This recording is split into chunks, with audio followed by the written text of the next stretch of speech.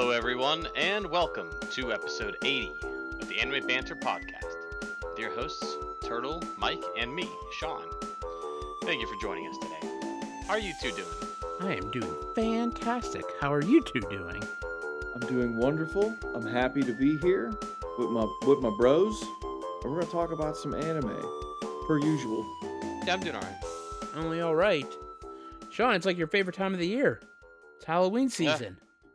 it's Halloween season. It's also travel season. Sean's about to head back out on assignment. I'm going to rainy Seattle. Woohoo! Yeah, I'm going for a wedding. It's gonna be a good time. I like the cool venue, cool city. I've only been to Seattle one other time, and I it was like a layover on the way back from Japan. I probably talked about it. So I spent one night in Seattle. You gonna try and get to a Kraken game? No, I don't, no, no, because I'm with the wife, and Hmm. the wife doesn't care about hockey. So yeah, that's how that's how that suggestion would go. But I think it would be pretty fun actually to hit up a Kraken game. Yeah, but I got a couple things planned. We'll see how it goes. But yeah, I will be on assignment next week. We'll miss you. But have fun in Seattle. Thanks. What are you guys gonna do? That's a real good question. It's a good thing we know what we're gonna do. We're gonna have a very special roll of 3 Why don't you tell everybody? for some cha-la, hey cha-la. I wish they would use that theme song for the show we are going to watch, and that is Dragon Ball Daima. Woo! Very very happy to do Dragon Ball anything in today's day and age. Those intro songs always slap. Yes, indeed. Sean, you missed out. Turtle and I saw the new My Hero movie. We saw My Hero Academia. You're next. What number movie is this? I've only seen the first one. 4? 5? Somewhere in that realm. I'm not sure. Oh, this is To the number 4. IMDb. Yeah, I'm trying to get Yeah, there too. I feel like it's quite a handful. I don't know if I've seen all of them, but I've seen a handful of them. yeah. I'm trying to look this up. Two Heroes, Heroes Yeah, this is the Rising, 4th one. World Heroes Mission. Then you're Yep. next. Wait, what's Two Heroes? Have I seen that one? That I think that was the first one. Yeah, it 'Cause does have that that came listed. out. That was the one where 2018? they actually, yeah, but that was the one where they actually like played into the season with it as well. Like they had a couple episodes that season Oh, to that's the like one I've seen. play into the movie and like lead into it. The other Okay, 3 have yeah. not been like where they had episodes dedicated to like promoting the movie. But one thing that's nice is that they always all of their movies are canon technically. Well, that is nice because so few anime does that. Yeah. That's true. Though they're not necessarily in order. No. Like this one, not to get too spoilery, but it's so the villain is called Dark Might, and he sees the battle between All for One and All Might, and at the end of it when All Might says you're next, he takes that to mean himself. So he goes about changing his appearance to look just like All Might. So you had Sabat voicing an evil version of All Might Which has to be a ton of fun. because he's also playing normal All Might in the same movie. That's a cool concept for a plot, actually. It was. Um, and they also made mention during the movie of like, hey, like we need to take care of this situation quickly because we have our fight with Shigaraki happening. Like we have to make sure our defenses don't weaken for our fight against him. So it takes place before season 7, which is what we're talking about here. Yeah. Um, Turtle, what did you think of the movie? Uh, good question. For those who have been following, I've not been a fan of season 7. This movie was actually rather enjoyable. I had a lot of fun watching this one. It didn't jump around the timeline every 30 seconds, and it told a cohesive, fun story. It was a fun, movie, and yeah. Would I watch it again? Yes, absolutely. Yeah, I also thought it was a really fun movie. Really enjoyed it. If you're a Dark Shadow fan, you're gonna love this movie because he actually gets some play in this movie, unlike this season, where he's sort of just been cast aside to a minor character. He actually has like a pretty good fight scene in this movie. It's really hard to have a cast as large as this show does with, the pro heroes, you have the class A students, you have like the class B students that they brought in several times throughout the series. So like to have a movie and to try to focus on so many characters is such a difficult thing to do. So a lot of times, you're going to have a lot of characters go by the wayside. I mean, that even happens during the show, but the movie does a pretty good job to at least give everybody a few seconds of screen time to do something. Oh yeah, for sure. It just feels like in the earlier seasons, Dark Shadow, he was like the fourth member of the Big Four, and now Yeah, it's like, he kind yeah, of was. we're just gonna cut it down to the big three now. Yeah, and that's kind of a bummer because I did like Dark Shadow. I think he's pretty cool, and he doesn't really get to do a ton lately. But yeah, super cool concept of a movie, super fun. If you're a My Hero fan, definitely would recommend checking it out, whether it be in theaters or when it comes to Crunchyroll, whenever that might be. But preferably in theaters because that's the best way to experience a movie. Plus, if everybody goes out in theaters to see it who wants to see it, they will continue to put anime movies into movie theaters in the future. If nobody goes to see these, they're going to pull them out of theaters, and we don't want that. That's a good point. Especially because we're getting the Dragon Ball Daima dub special here soon, as well as the Overlord movie. I'm excited for that Yeah, I'm on like season 2 or 3 of that. of Overlord. I think 3. Yeah. I'm caught up, and I'm excited for this movie. I was excited when they first announced it like a few years back. They're like, "Hey, we're gonna do season 4, and we're doing a movie." I was like, "Whoa, we're getting a movie?" I don't know why I was more excited about that than season 4 because season 4 would be a longer watch, but yeah, no, I'm excited for this movie, I'm burning out on Isekai. and that's Uh, fair. But yeah. I mentioned it before when we talked about the vending machine show, which I don't want to talk about too much because it's not very good. But I don't mind watching the isekai shows, even if they're not the greatest. It doesn't And bother me. then just like fantasy show where a guy has video game abilities is just like, oh my gosh.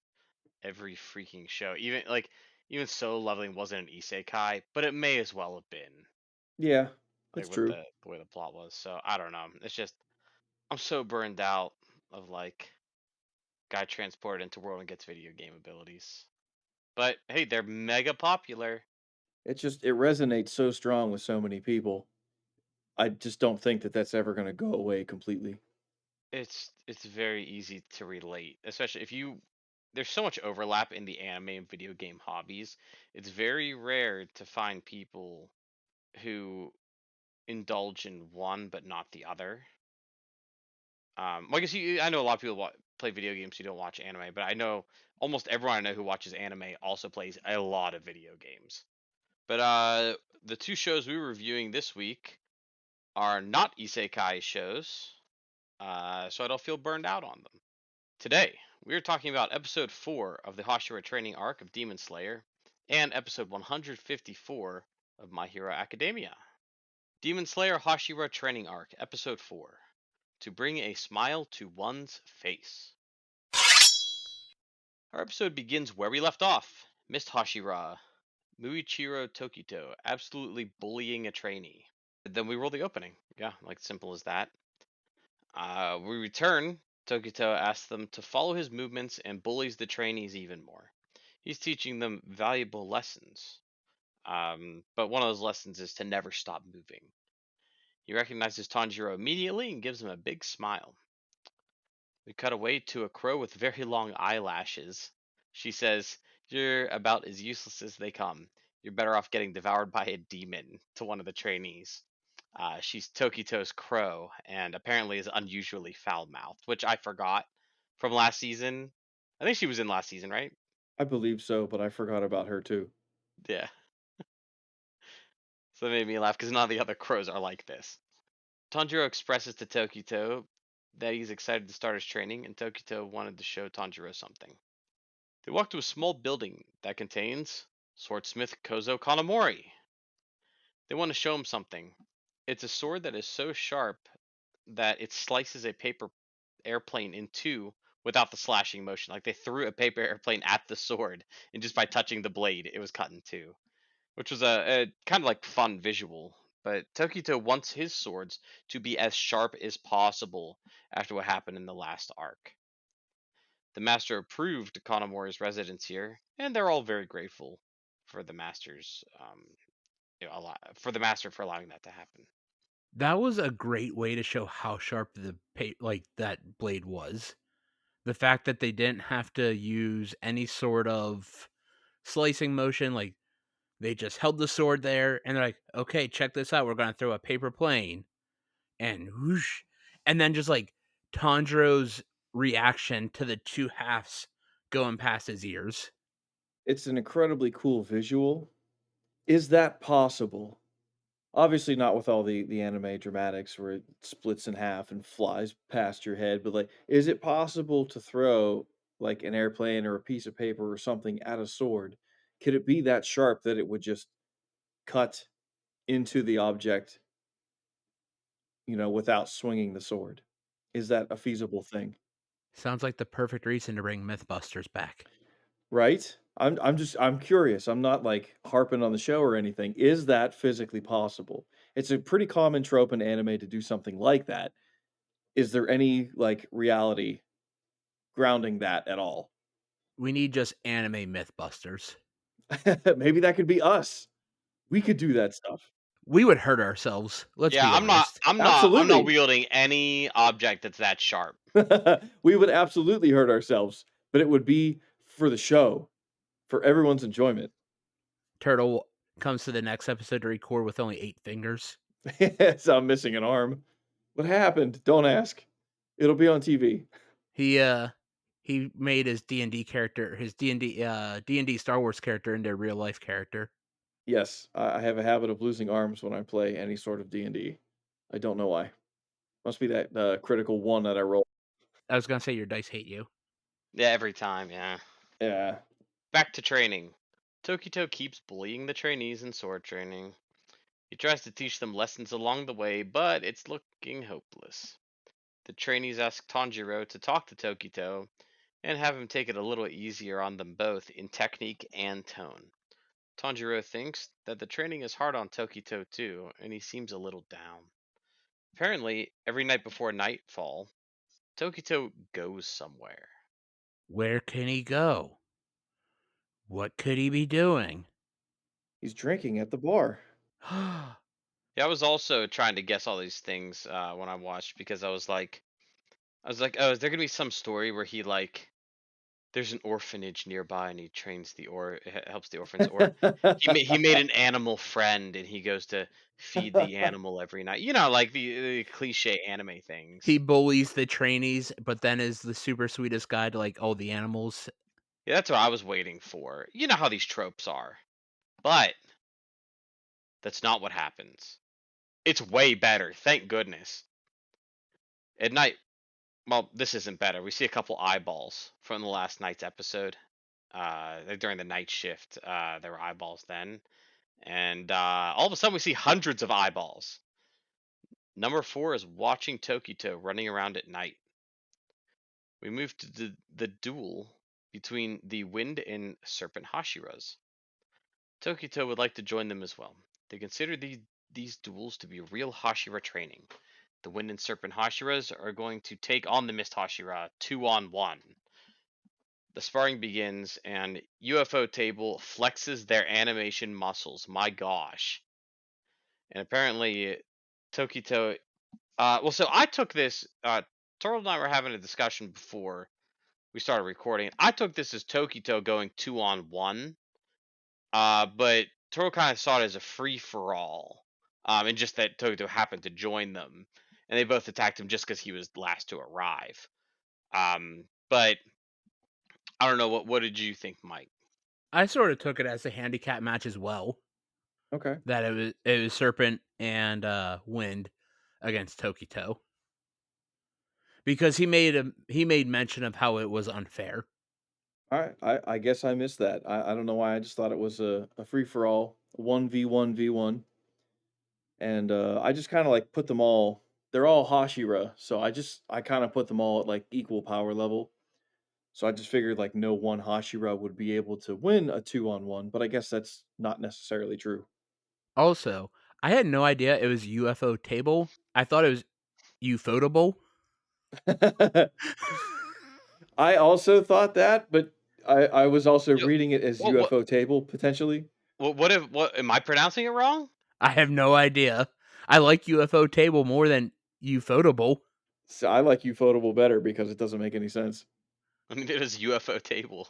Ufotable! But at the end of the training, they discuss Tanjiro and how they're going to show him a hard time. So then we go back to Hashira training, not Hold on, hold on. Hashira's training. Before we move on, I thought it was funny how Tokito's like, "Oh, that sounds fun." It's like Tokito's like, "Yeah, it sounds fun to beat Tanjiro's ass." Tanjiro likes it, let's be real. No, they just like whip this dude, and he's like, "Oh, thank you! I'm becoming so much stronger and learning so much. Thank you." Well, the Hashira sure are great. But yeah, back to the Hashira training the recruits, not each other. Tokito brutally takes all the trainees down again. He decides that it's not going well because there's just no sense of urgency. And Tokito's delivery is so good because he just keeps such a straight face, and he's like, I don't think it's urgent enough. We're gonna train now with real swords." and, and the trainees are terrified. Rightfully so. One on one with Tokito, one of the trainees looks like he's going to pass out from fear and stress. Like, seriously, I was worried this guy was going to have a cardiac event. Tanjiro is about to speak up, but the trainee collapses and apologizes. Tokito says that attacking blindly would have been worse, so there's some growth actually. Tokito mentions that his goal here is to prevent them from getting killed by demons. He wants to train them so they can all live long lives. When he made mention of using real swords, I'm like, "Oh, someone's gonna die." Like if Tokito goes all out, 'cause he already had them dead using wooden swords. Oh, yeah. I was waiting for someone to get accidentally sliced. I was a little confused when he called for actual swords. You know, I'm like, there's no way any of these recruits can, stand toe to toe with you with wooden swords, let alone real ones. And it was all just to, I guess, test his will and see what he would do. But yeah, I mean, these poor guys. Like, did they all go through the previous training and make their way here, and now they're like stuck here because they're just not good swordsmen? I don't think they really explained it. Is there like one path, or like a handful of people just started at different locations? That is a good question because it's like if everyone starts at one Hashira, it's like the other Hashira are just gonna be sitting there twiddling their thumbs until they get to them. Like you would think they would do a rotation system. Yeah. So like, if these guys all pass the endurance and strength building training from before, they're just like lousy swordsmen. I was wondering the exact same thing, Turtle. I'm like, have these people passed stamina training? Does that mean like as we go, all the trainees are going to get better, or is it simply like they dumped everyone in random people and said, "All right, start here, then rotate"? Yeah, I don't think they ever explained that, so I'm curious. They're all nameless. They barely have individual faces and hairstyles. They're NPCs. But they do have 3D models, which I'm sure we will see later in the movies when some stuff goes down, whatever that's going to be. At least they didn't take their shirts off, so we didn't see Beefcake Tanjiro. Not this week, maybe next week. Perhaps next week. There's a time lapse, and Tanjiro is training one on one with Tokito. Tokito explains how muscle control will help his stamina. It's about like tensing and relaxing at the right times. Tanjiro makes a good move on Tokito, and Tokito passes him on to the next training. There's nothing else he can teach him. The other trainees ask if they can move on too. Tokito tells them they're nowhere ready. They're nowhere near ready. They're gonna practice striking until the dummy breaks. They're gonna practice all day and all night. They're all very sad about this. Tanjiro says that they should have a paper airplane throwing contest. Apparently, Tokito is very into making and throwing them. If Tanjiro wins, then Tokito has to speak more gently with the trainees. When this was first brought up, I'm like, what?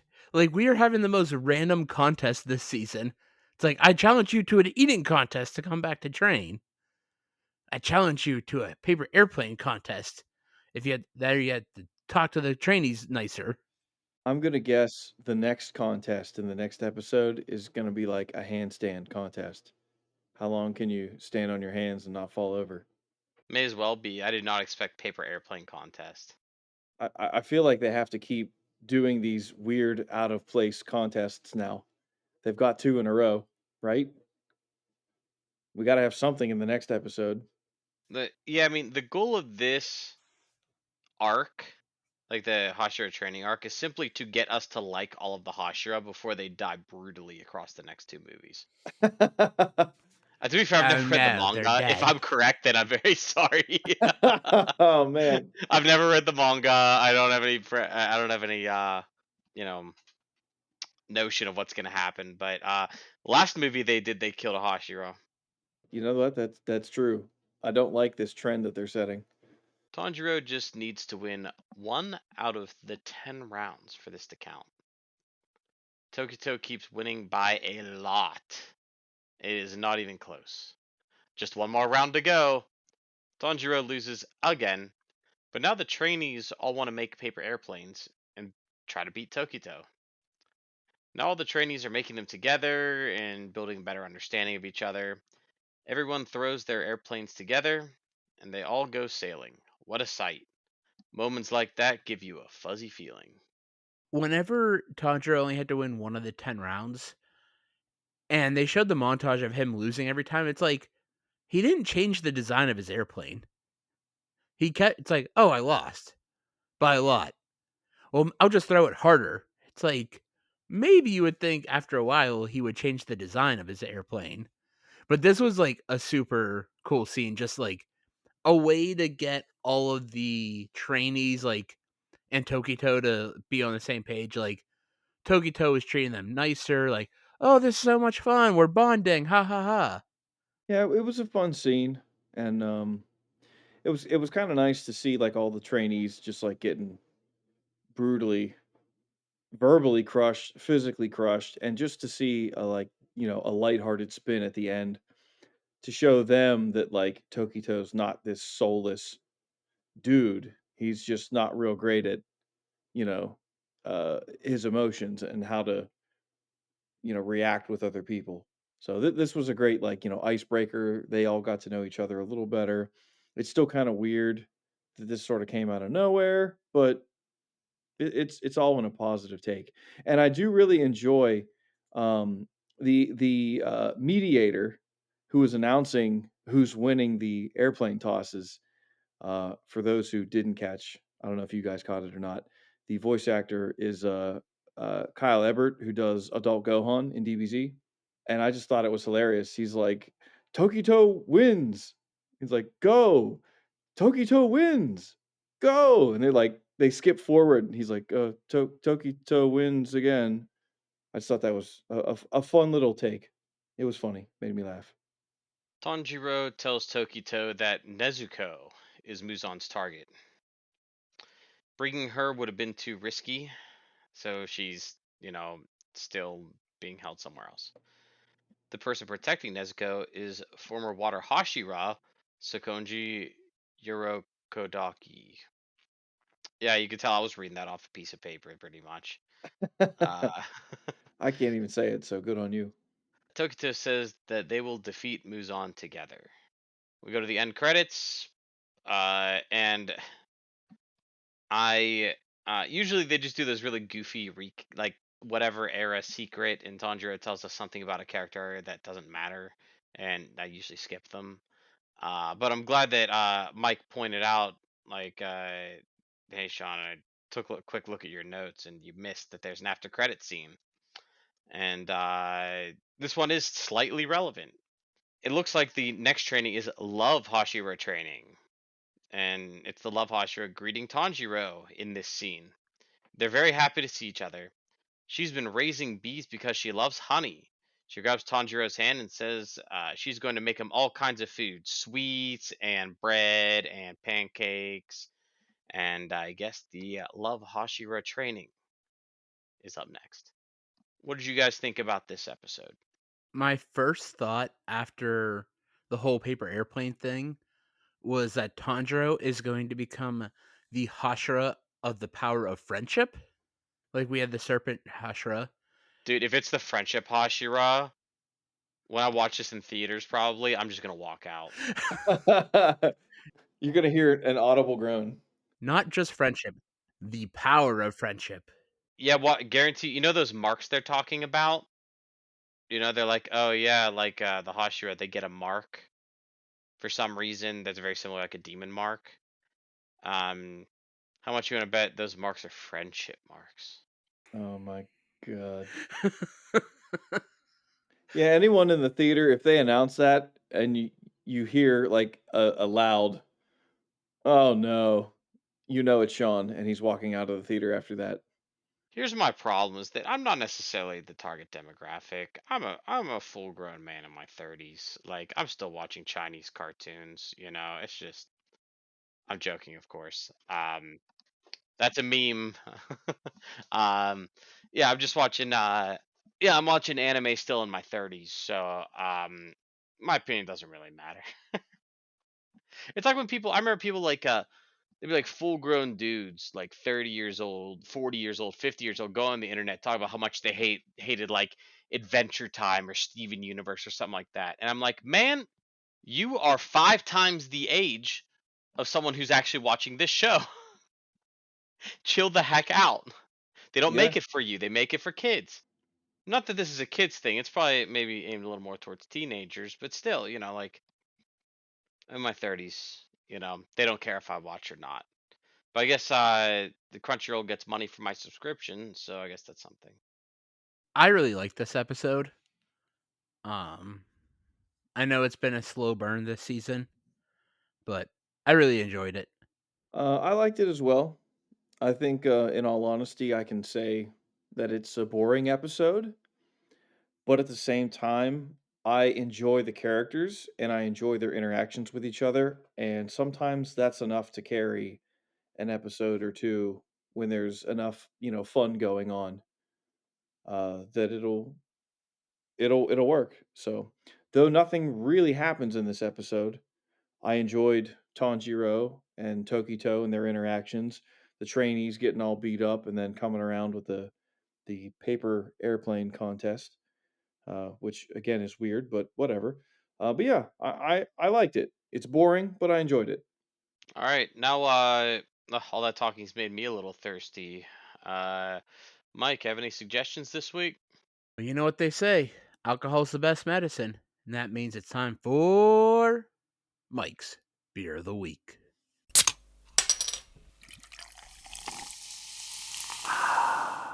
This week's beer comes to you from Tortured Souls Brewing, and it is their Rue du Canal, a 7.75% King Cake Sour. Tortured Souls is a microbrewery out in New Kensington, Pennsylvania. It was a really cool place. The food there was fantastic. All the food is New Orleans style. I had a shrimp po' boy that was out of this world. It had a ton of shrimp on it. My wife had a blackened salmon with hush puppies and jambalaya that was also fantastic. The menu is small, but the food was excellent. We got to talk to the chef. He was a really great guy. He's from New Orleans. so he brought that style up with him for the menu. The beer was also fantastic. It was sour on the front end and sweet on the back end. Definitely check out your local breweries when you have a chance to. The untapped average rating is a 3.8, and I give it a 4.25.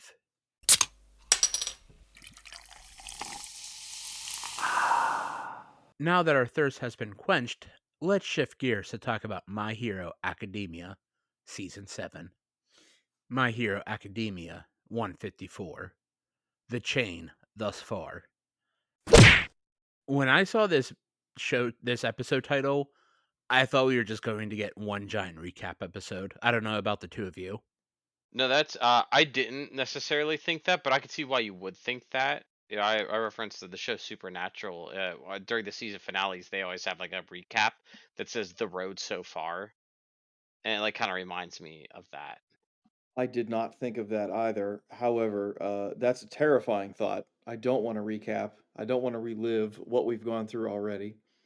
And a lot of times when shows do that recap, they'll number the episode like episode 7.5. And when I see that, I usually don't watch it. I get scared and I don't want to see a recap. I want to see new material. So I'm glad this was not a recap episode. I would not have watched it. The episode begins with a recap of how the last episode finished, and the visuals were just fantastic to start off, even with it just being a recap. After the credits, the heroes are on the retreat as the Twice army and Dobby's flames are surrounding them. Froppy, Ochaka, Headphone Jack, and Dark Shadow reunite. It's still weird hearing the heroes call All for One the Dark Lord. Endeavor questions Dobby on where Todoroki is. Dobby said he wanted to bring him his corpse, but burning the world down will have to suffice. All for One talks about how the board has reset and how everything is coming up Millhouse for him. He also makes mention of how he should have stolen Kurogiri's quirk for himself. And they do a good job of setting the scene here. I like the escalation in like what is it? Even though like the stakes felt high before, for some reason, like because of the way they chose to do storytelling, they just didn't actually feel that high to me. And I feel like they've turned it up a little bit, so I like that it feels like the stakes are higher. Like I feel like it's finally moving. We finally have forward progress. Yeah, because I'm like, man, you guys have been stuck against the same opponents for like episodes, and now I feel like the battles move to the next phase. Hawks attempts to attack All for One to no avail.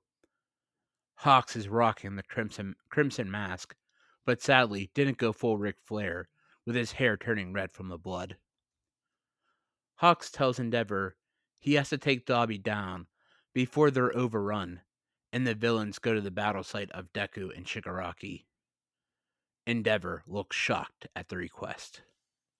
I don't know why he looked super shocked because, like, that was his original plan anyway, before they made this plan. I think it's Yeah, partially because, he doesn't want to have to fight his own son. yeah. And I get that. But before they came up with this plan, he said he was going to do this. So now he has the chance to do this. And he's like, oh, I don't know what to do. Just go kick his ass. You don't have to kill him. Just kick his ass. Knock him out. Dobby charges at Endeavor.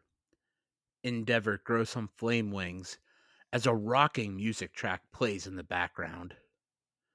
Endeavor says to himself, this time he'll watch him, Toya. Heck yeah. The flame wings are cool. They're very cool. Yeah, this was metal.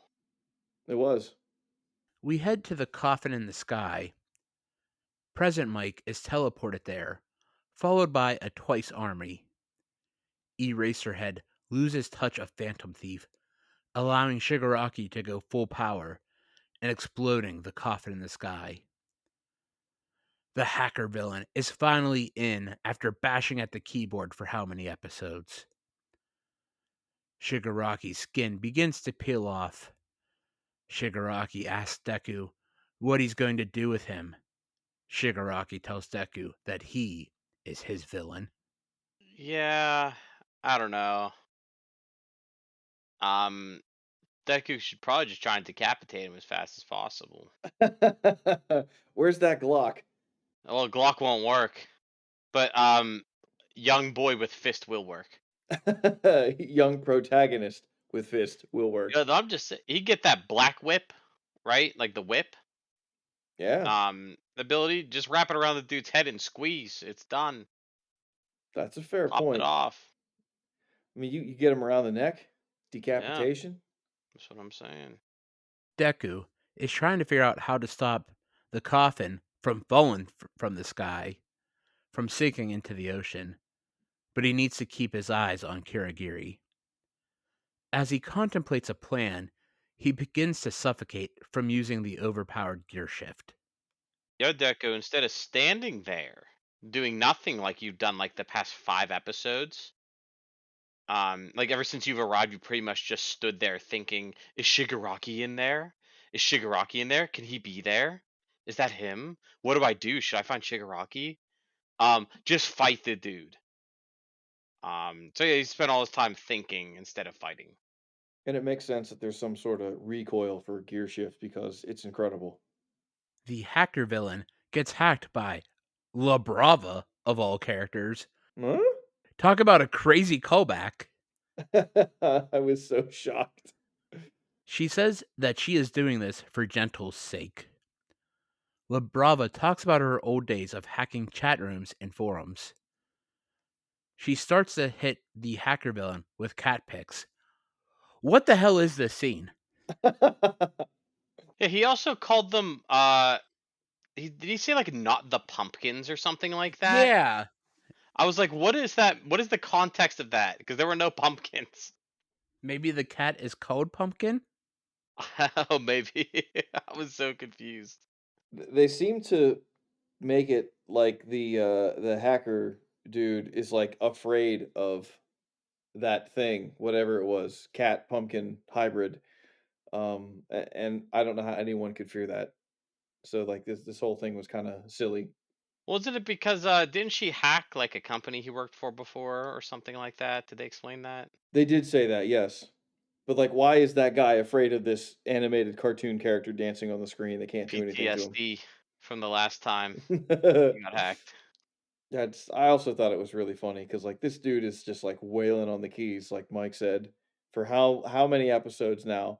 And he's like, I finally got in. I'm gonna shut you all down. And then here comes LaBrava in 10 seconds. She's like, bam, gotcha. You're kicked out again. But it was too late. Shigaraki reiterates that he is Deku's villain. The support heroes from under the coffin evacuate to see the Twice army. Star's brothers appear in their jets. The one says to shoot at the army, but the other says he can't without possibly hitting the heroes. We see someone running and bouncing on the ocean. The brothers ask, "Who's that?" Oh, you can shoot the army. You can also drop the bomb and end this nonsense, It's killing everyone present. killing everyone. It had to be done. Well, I mean, they showed the president earlier, and he's like, "Well, we have to get ready for the new Japanese government with all for one, and hope that he just doesn't want to take over the American government." Like that's seriously what they're preparing to do. They're like, "Yeah, we kind of have to give him whatever he wants," and I'm like, there might be some ways you can defeat him. Whatever though. Hacker villain runs into the woods with the UA servers, but is met by a bunch of heroes. La Brava gets all excited while hacking as the man bouncing in the ocean is none other than Gentle, another crazy callback character. I have to admit, I kind of completely forgot about this guy and what his abilities were. I forgot what his abilities were, but I remembered Labrava and Gentle, but I forgot what his abilities were. Yeah, that's I forgot about Labrava until they showed her on the screen and was like, "Oh yeah, I remember that little kid." And then when they revealed Gentle, I was like, "Oh, okay, yeah. What's he do again?" Completely Uh, forgot. I remember them very well because when I read the manga, like I was behind by quite a bit. So when I was reading, I had caught up to the manga at exactly this point, like when they introduced these two. So I went from Oh. like being able to binge read all the chapters to like being stuck waiting like once a month and only getting the Labrava and Gentle chapters. I was like, man, I was like, can an arc go any slower? It was so rough. I don't dislike Labrava or Gentle, by the way. I just, I think they're okay. We get a flashback to 1 month ago after the attack on Tartarus. We see once again the prison break of the villains. We see a bunch of prisoners talking about taking vengeance and how they plan on murdering now that they are free. A ragged looking Gentle steps in front of them, saying they mustn't. Gentle talks about how he made it air when he took the wrong path and didn't have the courage to stop. Gentle remembers his talks with Deku about wanting a brighter future. We learn that Gentle was able to stop the prisoners from escaping, and all he wants is to save La Brava. And that's how you do a fucking flashback. Yeah, it was a pretty good one. It took them this whole season to figure that out. I loved this. This was awesome. I forgot who Gentle was until they put him on the screen, and then they hit me with this, and I was like, "Yeah, I remember this guy now.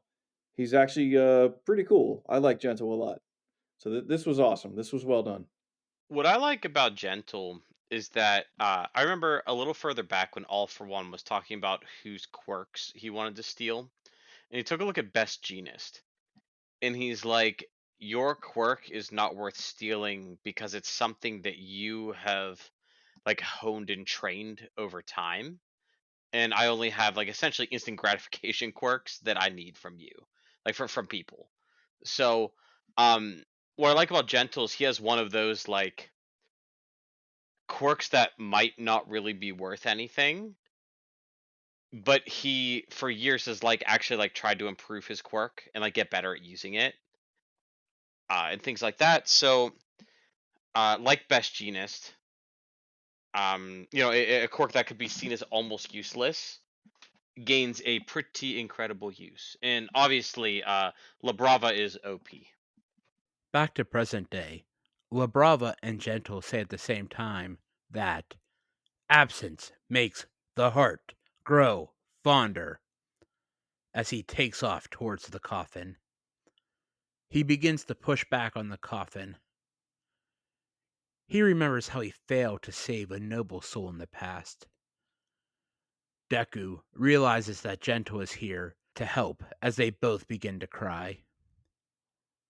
Shigaraki goes to touch the ground to end the fight as his hand gets shot off by the returning Lady Nagant, who somehow didn't die from being exploded as the episode ends. I was kind of shocked by that because I swear she died. Yeah, I thought 1,000% she was dead. Yeah. So this is a weird choice, but okay. Well, let's see where it goes. Once again, as someone who read the manga, I don't remember how she survived. So, I guess I'm gonna find out.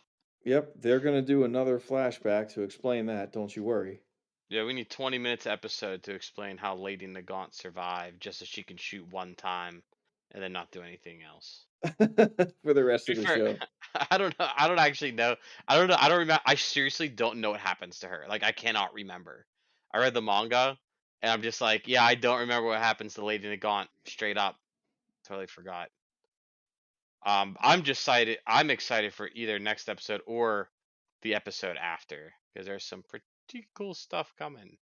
What did you two think of this episode?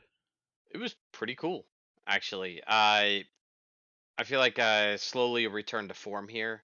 A few twists and turns. And this is what like some fun shows do, right? Is where you meet all these characters along the way, and by you helping them or winning them over with your speech about being a hero or something, like they kind of make appearances later to help you out in your time of need. And it's a classic trope, but it's not like a bad one, and especially because they're on the side of like Law and Order, where even people who kind of bent the rules, they're like, hey, we kind of want to be villains, and then you see what's happening, and they're like, hey, um, I don't really like the modern hero society, but whatever the heck is happening now is way worse. Um, so you're getting those people to kind of show up, and it's pretty nice. So yeah, welcome back, Lady Nagant, I guess. I am happy to announce I did not hate this episode. Yay. Yeah, this definitely feels like a more return to form, and I hope we continue more of this return to form for the rest of the season. Um, I mean, we got Labrava and Gentle back. Who would have thought we would have returning Labrava and Gentle? Like, not me. I thought they were out of the show. They're off in jail. Whatever. Um, the Lady Nagant return. I also kind of forgot about her until they showed her on the screen. I was like, yeah, that's the gun lady. That's all I really remember about her. But I do remember her exploding, so I was confused as to why she was here. But overall, I thought this was a pretty good episode, and I'm happy that it's seemingly back on track, and I'm cautious to see more, and hopefully we stay, good. Yeah, I was a big fan of this episode. It felt like we were getting back to the old days of My Hero, where it was just like always hitting. So yeah, really dug this episode. And Sean, you'll get this reference. This felt like the Monday after the Raw after WrestleMania with all the returns this episode with La Brava, Gentle, and Lady Nagant all returning. It's like, oh, returning character pop. Oh, returning character pop. Like, they all came back for this episode. Honestly, I was thinking surprise Rumble entrance. Oh, that's a good one too. Yeah, either one works, but yeah, that's the one that came to my mind was like a surprise Rumble rent entry because like you never know who's gonna pop up next. And now it is time for the waifu of the week.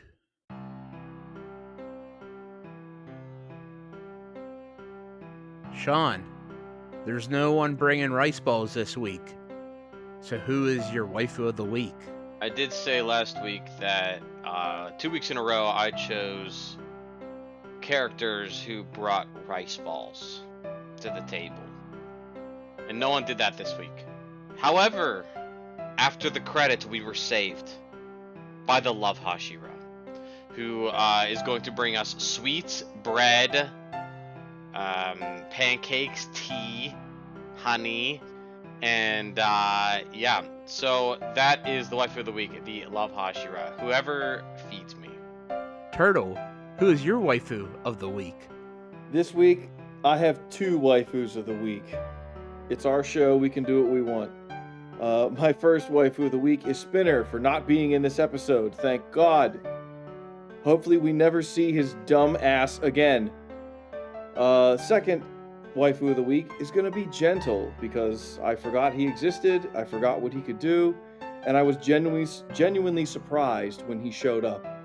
And he's being a good guy. And I feel like, he could make it as a pro hero because he does have a good heart. And he's a good person who was just, forced down the wrong path. So happy to see Gentle again. And Spinner, I hope to never see again.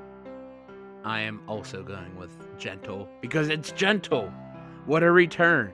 Big pop. I also forgot what his abilities were, but just seeing the flashback, seeing him save the coffin in the sky, just great moments for a great returning character. I always liked him whenever he was introduced too, because like you could tell he didn't want to be a villain, and like Deku could clearly see that this guy didn't want to be a villain, he wanted to be a hero. So to see him get that moment was great. Thank you all for joining us this week as we watch Demon Slayer and My Hero Academia. Sean, do you have anything you would like to plug? Yeah, the Demon Files podcast is back, guys. Please listen every other week. We've got some new episodes coming out for the next few weeks. So the Deepman Files podcast, Deittman. That's how you spell it. We hope you join us next week for episode 81 of the Anime Banter podcast, where we will have a Rule of 3 episode for Dragon Ball Daima. Please give us a 5-star review on all platforms that allow reviews. If you are listening on YouTube, please like the video, hit the notification bell, leave a comment, and subscribe to the channel. The Anime Banter podcast can be found on Facebook, X, Instagram, Threads, and YouTube. Thank you all for joining, and we will talk to you next week.